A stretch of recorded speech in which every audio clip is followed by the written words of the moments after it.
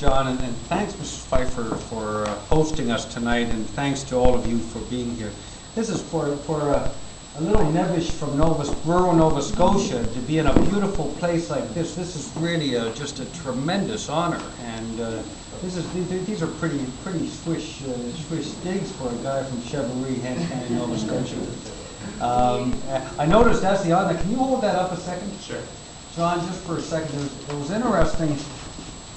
The page and Arthur Greenberg, who helps us manage our money during the campaigns, he priced ads in the Globe Mail, and a full-page ad is $80,000. So Arthur thought we'd spent $160,000 this morning. But you notice there's a BMW ad on the page. That was to remind me what I'd be driving if I hadn't got into politics 10 years ago. but I entered politics. I was at the age of 29. I'd spent time in business. Before that, I'd started my first business when I was 19. My family, I come from a third generation of entrepreneurs. My grandfather was in the pulpwood business. My mother and father had a grocery store, and our family for 23 years lived in the house attached to the grocery store. And I started a little business when I was 19, renting fridges to students, little bar fridges. And I have no idea what the students did with them, but I had brochures for the parents that had pictures of milk and orange juice and yogurt.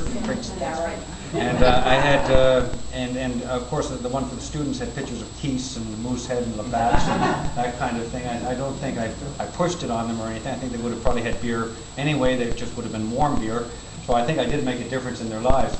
But I really believe there's all kinds of ways you can make a living. And I got to tell you, I like business and I enjoyed business a lot. There's all kinds of ways to make a living, but in politics you really can make a difference.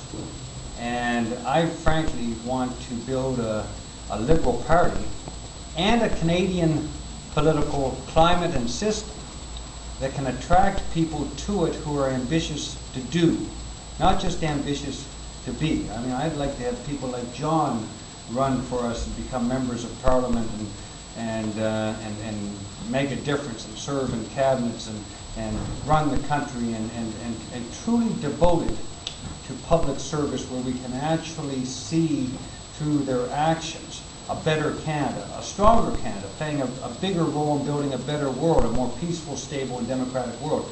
And I think that kind of purposeful politics is something that a lot of people believe doesn't exist anymore. And unfortunately, with polling and everything else, politicians have increasingly become more subject to following public opinion as opposed to following principles and values, and the commitment to getting elected has sometimes been more important to politicians than the principles of actually doing something once you do get elected. I mean, getting elected is a means.